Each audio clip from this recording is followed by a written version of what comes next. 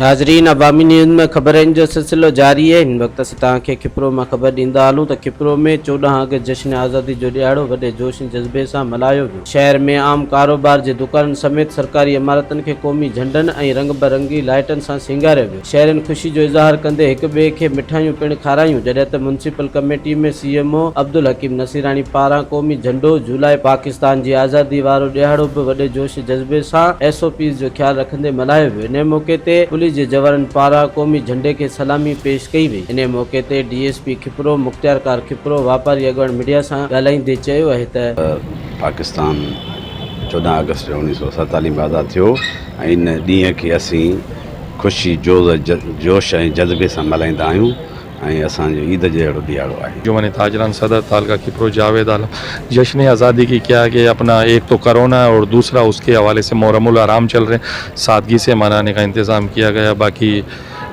जो है शहर के मोज़ीज़ीन हैं और जो अपना DSP साहब वगैरह ये आए हैं, अभी फ्लैग मार्च होगा और उस हवाले से नॉर्मल है, सादा तकरीब मुकर्रर की गई है। 14 अगस्त 1947 ते असांजो प्यारो पाकिस्तान आज़ाद थियो ऐं असां 74 साल थिया आहिनि असांजे मुल्क खे आज़ाद थिए।